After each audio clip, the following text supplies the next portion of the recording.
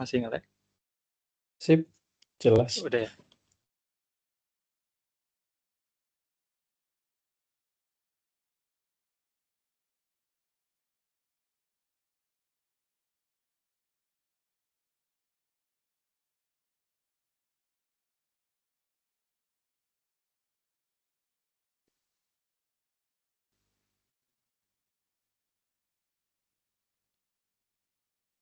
Oke. Nah, ini clear nggak suaranya, Mas, atau teman-teman yang lain? Di saya jelas. Jelas ya? Oke. Cukup. Jadi pada malam ini, perkenalkan saya Ari Ardiansyah, akan mempresentasikan panel project ya, Golang di Sunbercode batch ke-60. Jadi saya ngambil temanya itu Pain of Sales, cuman karena saya tuh nggak tahu mau namain toko apa atau apa, jadi ya udahlah saya namanya Pain of Sales aja, REST API gitu, menggunakan Golang.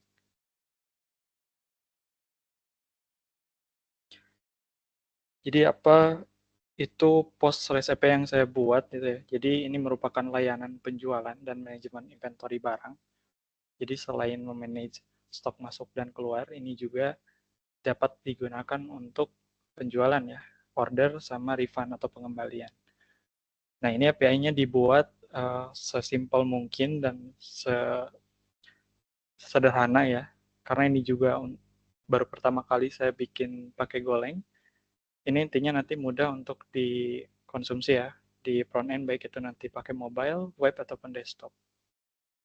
Dan ini sistemnya dirancang fleksibel ya, dan nanti dapat berjalan secara efisien karena tidak banyak menggunakan stack atau library yang berat. Jadi saya pakai bawaan-bawaan yang Golang. Dan fitur yang ada di sistem yang saya buat ini, itu meliputi dari out ini nanti berisi login ya. Loginnya saya pakai JWT, JSON Web Token untuk pengamanannya. Terus saya implementasi juga ketika akun itu login, lalu login ulang, maka token yang sebelumnya itu dibuat mati ya, atau nggak bisa dipakai lagi. Jadi kayak semacam single sign-on versi light gitu ya. Lalu selanjutnya saya bikin manajemen kategori, produk, dan user. Ini CRUD, cuman bedanya itu nanti divalidasi. Kalau di produk nanti harus memasukkan kategori ID yang benar gitu ya. Kalau misalnya memasukkan yang asal nanti dikasih validasi, kategori tidak ditemukan. Nah, untuk di produk, stoknya itu nggak diinput di sini, tapi produk ini fokus menambahkan barang dan harga. Untuk stoknya itu nanti ada di manajemen inventory. Cuman di EP-nya saya namanya bukan inventory, tapi product history. Saya samakan dengan nama table karena rapid programming ya, saya ngerjainnya itu kejar-kejaran gitu. Jadi harusnya tuh manajemen inventory gitu. Nah, nanti di sini itu bisa melakukan pencatatan masuk dan keluar. Nah, ini yang mengatur stok ada di sini. Lalu di transaction ini ada order dan refund. Di order ini saya bikinnya itu fleksibel ya. Jadi satu API ini kalau misalnya dia ingin jadi member, jadi belum ada customer ya, nanti ini tuh udah include sama manajemen customer, itu bisa sekalian pesan dan jadi member. Adapun ketika yang beli itu nggak mau jadi member, nanti pilih tipenya itu yang guest ya, itu sebagai tamu atau yang tidak perlu dicatat di sistem, jadi kayak orang tanpa identitas lah kayak gitu. Adapun orang yang udah jadi member, tipenya member, jadi ada new guest sama member. Itu kalau yang member nanti tinggal masukin ID membernya atau ID customer. Lalu ini modul report, sebetulnya belum terlalu lengkap, cuman saya ngejar fitur yang utama aja, kayak misalnya nampilin apa fast moving gitu ya, sama slow move, top kasir ya, sama top customer. Nah, ini stack yang saya pakai, ini tentunya JWT. Kenapa saya pakai JWT? Karena saya pengen ya gitu. Terus selanjutnya RDBMS yang saya pakai Postgre karena memang saya familiar baik di kerjaan ataupun kemarinnya di materi pakai Postgre. Jadi ya udah saya pakai ini. Lalu selanjutnya untuk dokumentasinya saya pakai Swagger dan Scalar.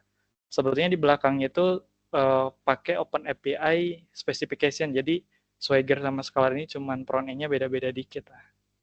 Jadi untuk mempermudah testing. Kenapa nggak pakai Postman? Saya lumayan malas ya untuk memapping lagi, jadi lebih baik sambil coding saya bikin speknya di codingan seperti itu. Lalu framework yang saya pakai Gogin ya, itu sesuai dengan yang dipelajari di Sandberg Code ini. Untuk tool SQL-nya saya pakai SQLC. Kenapa saya memilih ini dibanding GORM atau native query ya?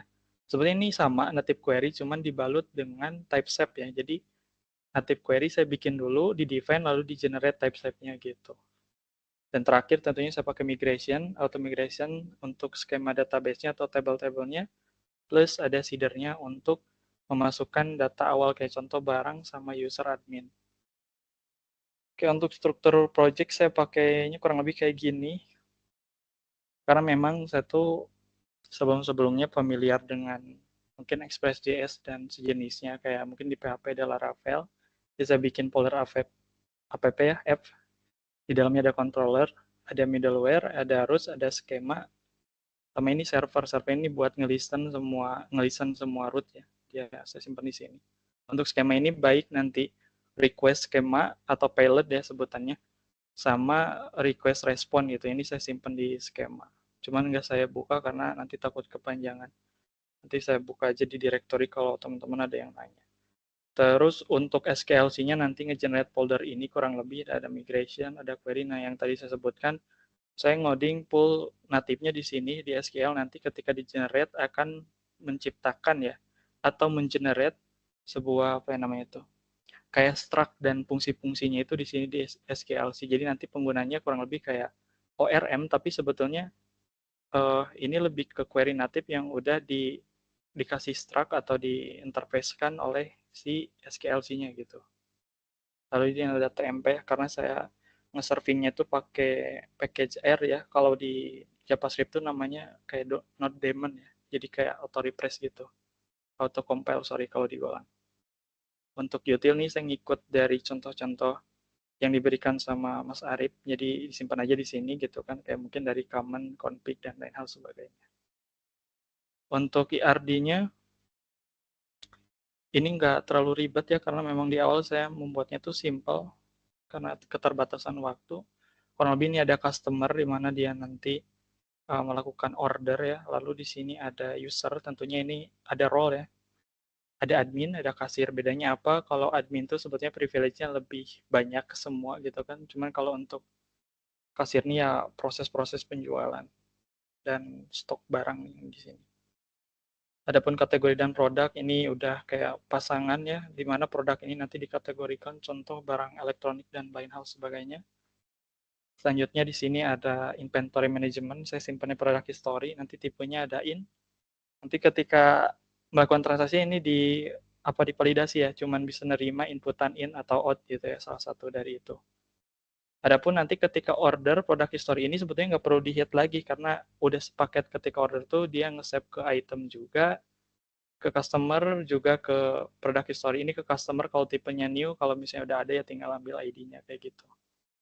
Terakhir kalau misalnya ada refund, selain saya update ad-nya ya di sini, saya catat juga bahwa oh ini ternyata ada refund berdasarkan order ID ini dengan alasan apa. Jadi saya simpan alasannya di sini. Kenapa nggak disimpan di sini? Karena lebih baik dipisah aja gitu. Karena emang dikit juga. Oke, itu ya RD-nya. Kalau yang terakhir nih endpoint-nya. Tadinya saya mau mapping satu persatu di out ada apa aja, cuman nantilah langsung demo aja untuk ini. Ini yang tadi saya sebutkan untuk UI-nya ini pakai Scalar. Jadi ini ada out, kategori customer, product history. Nah ini yang tadi saya sebutkan harusnya ini inventory management, cuman ya udahlah samakan dengan tabel karena kejar tayang gitu kan, product, report, transaction, dan user. Oke, ini udah sebetulnya. Saya langsung demo aja.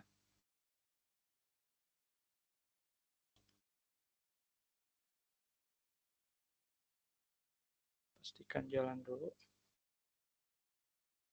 Oke, jadi nanti ketika ngerunning ini, dia manggil juga migration ya. Database migrate itu ngambilnya dari ini, ada init schema, terus ini saya bikin function buat generate member di sini. Kode ya, terus ada seeder-seeder kayak gitu. Oke, saya lanjut. Nah, ini yang saya jelasin tadi untuk docs-nya itu atau documentation ada dua. Ini kalau UI-nya pakai yang bawaan si Open API Specification-nya atau OAS ya. Ini inilah tampilannya.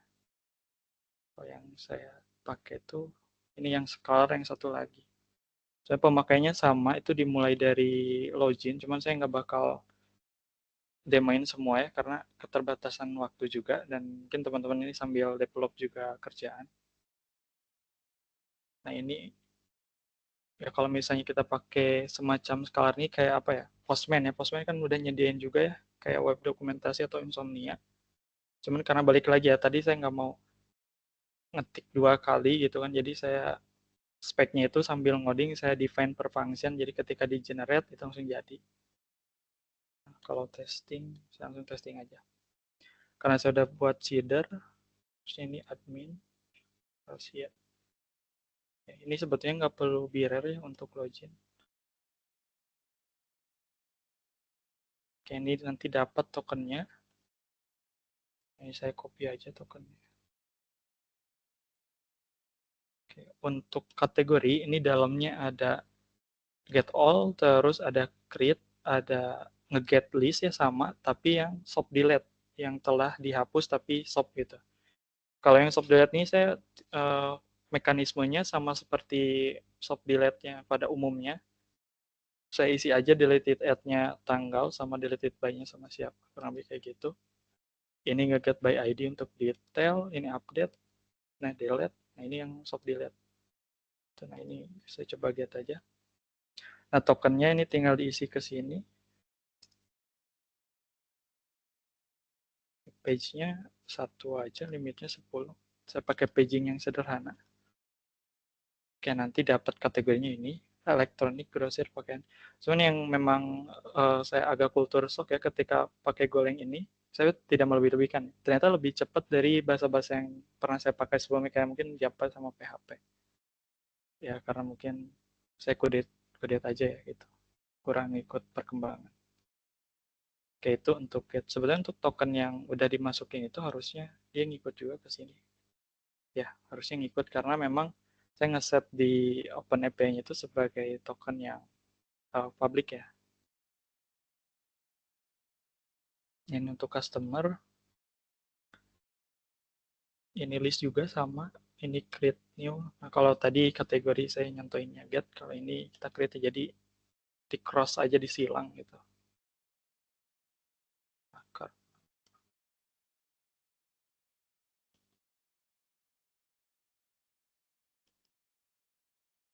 Ntar ini collectionnya kok nama aja ya, email, name, phone.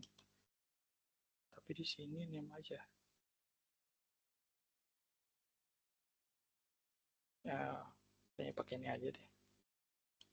Nah, kalau yang OpenAPI sebenarnya sama aja, cuman bedanya di atas.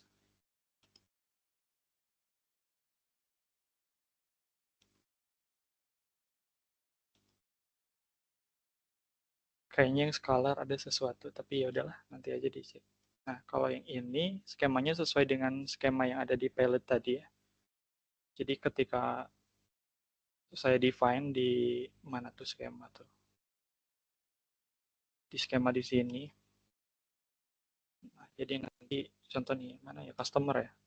Di sini saya ngedefine untuk create itu nama, phone, sama email dan JSON bindingnya kayak gini. Nah, di sini otomatis ya, meskipun isinya nih masih string gitu, karena memang di sini string gitu. Emailnya misalnya customer 6.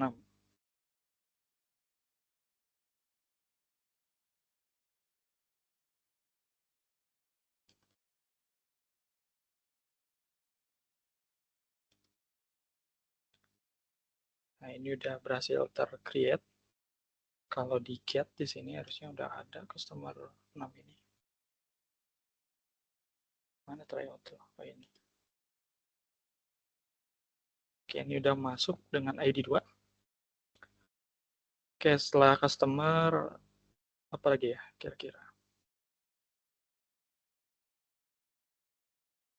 Produk ya. Nah, di sini saya mau coba get produk aja.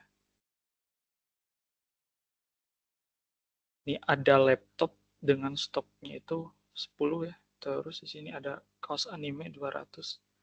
Novel fantasi ini ceritanya toko ini ya serba serba ada gitu. Novel fantasi 45.000. Oke, ini smartphone sih 19. Oke, untuk histori sebetulnya sejalan dengan stoknya ya. Jadi kalau misalnya kantong kresek ini stoknya 99, berarti itu kemungkinan ada stok dulu 1000 terus ada penjualan 1. Oke, saya bikin. Kalau tadi udah create ya di produk ini, saya coba update aja. Ini update tuh. Saya mau update apa ya? Ini kaos aja deh. Kaos itu ID 4. Saya ambil aja JSON.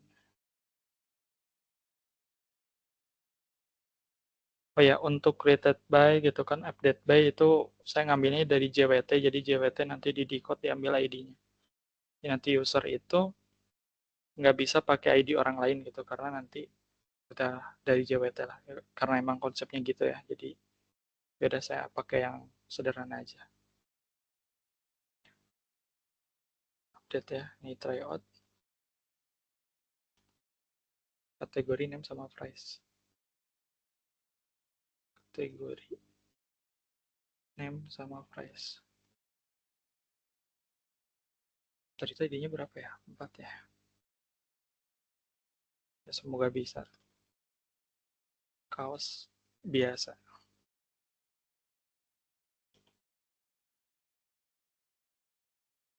Apa ini?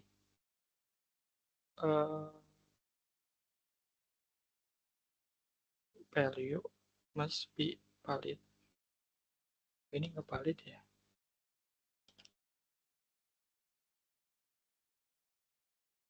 Koma yang terakhir kayaknya Mas. Yang paling Oh bawah iya, tadi. oh iya betul. Oh thank you mas. Udah ini 4. Tadi berapa ya? Sip.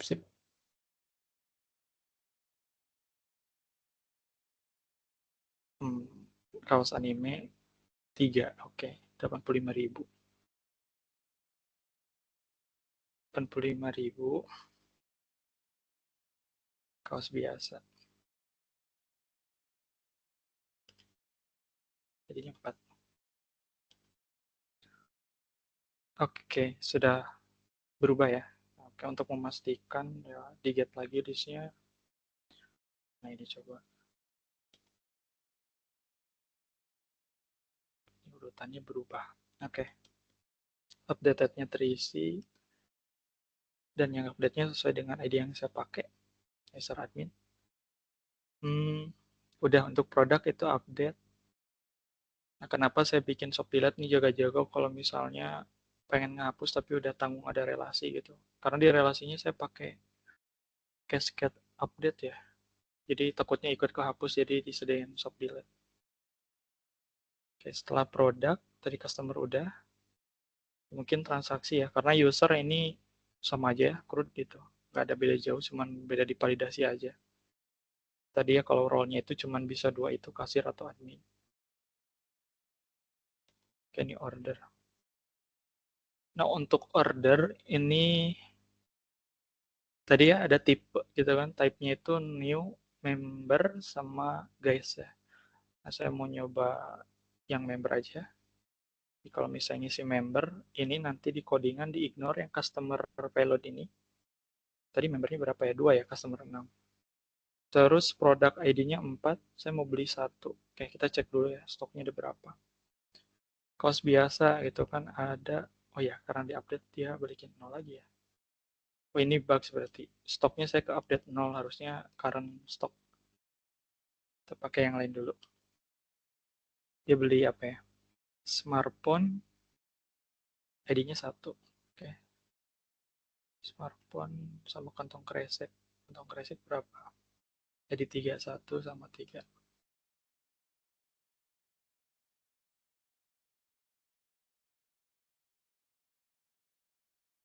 1, dia beli 1, terus kantong kreseknya.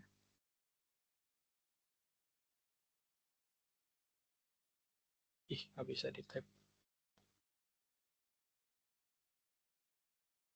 satu juga. Terus pembayarannya cash. Nah, kalau tipenya member, custom ID-nya harus diisi. Kalau tipenya new, yang ini harus diisi.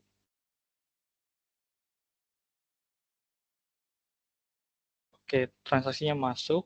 Oh, totalnya jadi segini, 3.100.000 rupiah. Kantong kreseknya di harga 100 rupiah. Oke, untuk history, nah nanti bisa dilihat di manajemen inventory itu mana ya tadi. Oh, ini nih, di atas.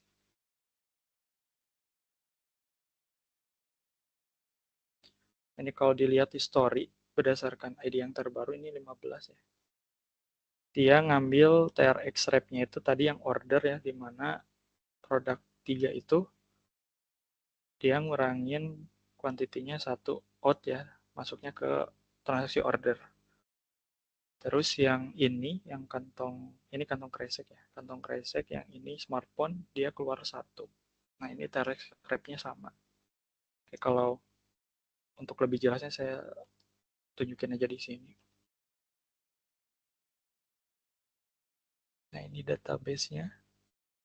Oke, ini kalau berdasarkan yang terakhir ya, 14 nih ada out 1 gitu kan, seharusnya di produk berkurang yang tadi smartphone 19 jadi 18 karena tadi juga historinya out 1. Terus apa lagi ya? Tadi kantong kresek ya, yang 999 jadi 998. Seperti itu, yang update-nya ya tentunya sesuai dengan yang bertransaksi. Jadi ini pasti kepake gitu. Oke, jadi itu untuk customer karena dia nggak bikin baru, dia udah otomatis ngerelasi ke nomor 2 sesuai yang di input. Tapi kalau misalnya saya nginput, sorry bukan ini ya, tadi itu order. Kalau misalnya nginput di luar daripada customer ID yang ada, yaitu kena validasi. Untuk ini, nah ini yang tipenya guest tadi ya, tamu atau yang menolak untuk didaftarkan. Ya biasa juga kita kan belanja ditanya kadang punya membernya atau yang memang gak punya gitu.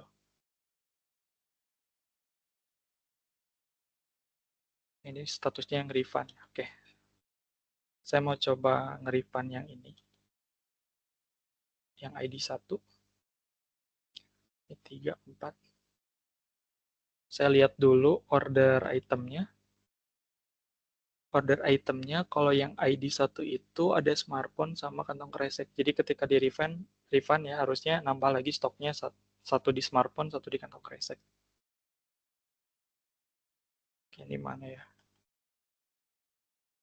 Oke, ini story. Kalau untuk refund ada di bawah. Untuk refund ini berdasarkan nomor belanja ya. Di sini saya nyebutnya TRX number. Terus alasannya misalnya uh, urgent atau apalah alasan itu. Oke, di sini udah berhasil refund. Oke, saya lihat di sini aja biar lebih mudah. Nah, ini masuk lagi ya in, terus reasonnya ya masuknya ke refund. Ini harusnya dari sini ya. Oke, untuk ininya saya belum ini ya, belum ngambil dari pilot ya. Nah, nanti diperbaiki aja. Oke, ini dari refund, TRX rep-nya ini ada, ditambah belakangnya refund ya, supaya ketahuan, oh ini dari transaksi atas gitu, kalaupun nanti datanya mau dimanipulasi lagi gitu. Terus harusnya data yang order tadi udah terupdate. Ini jadi refund. Terus tadi ya relasi yang refund itu disimpan juga di sini. Nah ini alasan yang tadi disimpan gitu. Kenapa dibalikin karena urgent misalnya kayak gitu. Nah ini terakhir ngecek stok, ya harusnya nambah 1 lagi. Kantong kresek nambah 1, terus smartphone nambah 1 lagi gitu. Sisanya ini yang tadinya saya kira tidak sempat kekejar yang report, tapi kayaknya belum beres juga sih.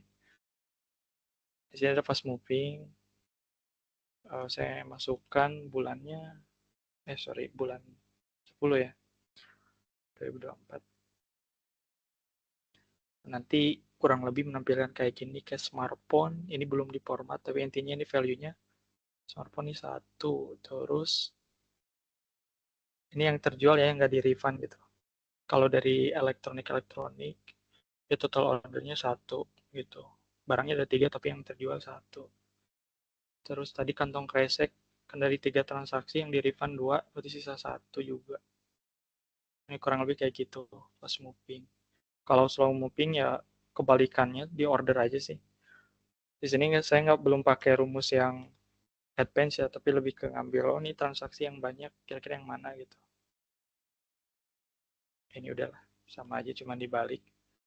Terus untuk detailnya ini sebetulnya sangat pentingnya karena ketika nge-get detail kita dapat data customer-nya, order item beserta ordernya gitu. Jadi kayak sepaket lah gitu. Kalau di ORM ini enak gitu kan, tinggal langsung get itu udah sama relasi-relasinya. Wah, ini notebook ya. Oh, ini nih, ID 1. Nah, ini ordernya gitu. Terus customer-nya, relasi gitu ya. Lalu ada order itemnya 2 barang gitu. Ada status juga ya di sini kalau misalnya tuh ini yang udah di refund gitu. Oke, setelah tadi slow moving, nah ini yang top-topannya misalnya top kasir ya. Kayaknya ini cuma 1 orang di kasirnya. Kita coba dulu aja. 2024. Sorry, kebalik.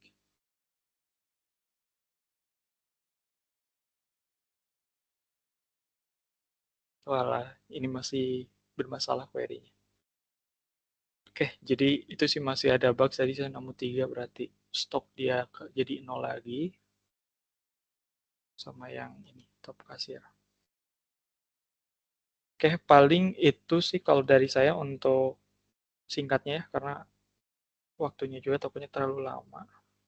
Ya, tadi saya udah coba presentasiin silang ya, mulai dari delete. Mungkin ini satu aja yang soft delete. Saya mau hapus aja nih si customer 6. Oke, ini saya tutup-tutup dulu biar nggak pusing. Oke, ini untuk customer deleted, saya akan hit. Oh, ini kosong, baru nggak ada data yang di delete. Sama soft delete aja. Ininya 2. Itu, oh ini berhasil yang delete. Itu tinggal di get yang deleted. Ya, jadi masuk ke sini ya. Di sini ada delete pay-nya sama deleted. Gitu. Oke, untuk fiturnya kurang lebih seperti itu. Uh, Tidak ada lagi gitu kan. Mungkin dari reporting tadi masih ada beberapa yang belum sesuai. Saya ucapkan terima kasih. Sekian dan saya akhiri. Oke, itu aja sih Mas dan teman-teman sekalian.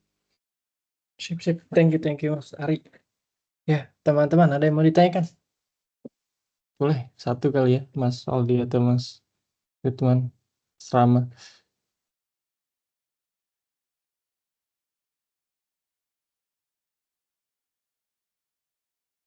Mas Ridwan, ada pertanyaan?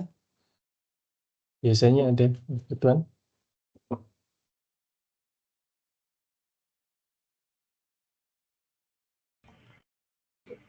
Saya nggak ada pertanyaan, cuma kagum aja, Mas. Tanyain aja, Mas, cara bikinnya. Ya itu, ya Scalar baru lihat gitu. Saya juga kalau Swagger udah pernah lihat. Emang kalau di kampus belajar apa sih, Mas? Bisa sehandal itu gitu? Betul, Oh, belajar apa? Di back end-nya gitu? enggak sih, enggak di kampus tuh Scalar gitu. Tadinya dari ngobrol-ngobrol aja sama teman, sama mungkin dashboard saya kan bukan dashboard ya, website bukan web ya, browser tuh pas homepage-nya saya arahin ke daily.dev, di sana suka ada stack-stack baru gitu. Oh iya, ya saya juga Dari daftar di baca-baca aja gitu. daily.dev. Iya, Mantap, paling mantap. dari kalau di Kalau kampus mungkin sih memang kuliahnya memang ada ini belajar programming khusus pas di kuliah gitu. kalau kalau kuliah saya belajar apa ya? Mungkin standar kurikulum Indonesia ya Java mungkin. Java sama Oh gitu. PHP ada gitu. Hmm. PHP. Berarti memang terasa Laravel dan lain-lainnya memang pasti kerjaan untuk paling ya gitu ya. Iya, dari dari mungkin kebutuhan ya gitu. Kebutuhan ya, terpaksa belajar. Sebetulnya Golang pun saya dapat infonya tuh dari grup-grup Facebook ya yang sering menghina PHP gitu. Katanya kan, terus apa yang bagus itu kan? Coba Golang, ya udah saya nyari kelasnya kan. Dan mulai Sunburn ini dan selama ini ya sampai 1 bulan ini waktu yang singkat, tapi lumayan berbobot, bukan lumayan lagi berbobot lah materi.